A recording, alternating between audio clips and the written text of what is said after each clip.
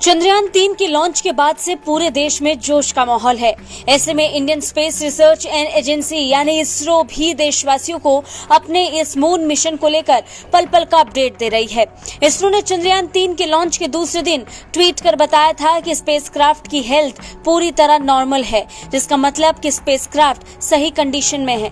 आगे इसरो ने बताया था कि स्पेसक्राफ्ट का पहला ऑर्बिट रेंजिंग मैन्यूवर या अर्थ बाउंड फायरिंग 1 इस ट्रैक इसरो बेंगलुरु में सफलतापूर्वक पूरा किया गया।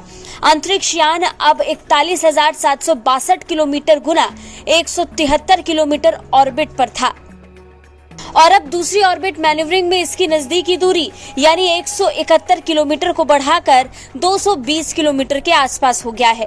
इस दौरान चंद्रयान-3 के इंजन को 42 सेकंड तक चालू किया गया। फिलहाल इसरो वैज्ञानिक इसकी कक्षा से संबंधित डेटा का एनालिसिस कर रहे हैं। 31 जुलाई तक ऑर्बिट रेंजिंग की प्रक्रिया कई बार की जाएगी। बता दें 31 जुलाई 2023 को चंद्रयान-3 धरती से 10 गुना दूर जा चुका होगा। इसरो वैज्ञानिक एपोजी में बदलाव करके उसकी ज्यादा दूरी को बढ़ाते रहेंगे, तब तक बढ़ाएंगे जब तक वो धरती से करीब 1 लाख किलोमीटर दूर नहीं पहुंच जाता। यहाँ पहुंचने के बाद वैज्ञानिक उसे बनाएंगे गुलेल यानी स्लिंगशॉट करके चंद्रयान-3 को ट्रांसलूनर इंसर्शन में भेजेंगे, यानी चंद्रमा के लिए तय लंबी दूरी वाली सोलर ऑर्बिट। इसरो वैज्ञानिकों ने 16 जुलाई की शाम चंद्रयान-3 की दूसरी ऑर्बिट मैन्यूवरिंग को पूरा किया था। पहले 173 किलोमीटर की पेरेजी और 31,650 किलोमीटर की एपेजी वाली अंडाकार कक्षा में घूम रहा था, जिसके बाद इसको बढ़ाया गया। 15 जुलाई की दोपहर ये बदलकर 41,772 किलोमीटर हो गया, फिर इसे और बढ़ा दिया गया। यानी आसान शब्दों में कहा जाए तो चंद्रयान अब पृथ्वी की अगली और पहले से बड़ी कक्षा में पहुंच चुका है। अगर सब कुछ प्लान के हिसाब से चला तो यान 23 अगस्त को शाम 5:47 पर चांद पर उतरेगा।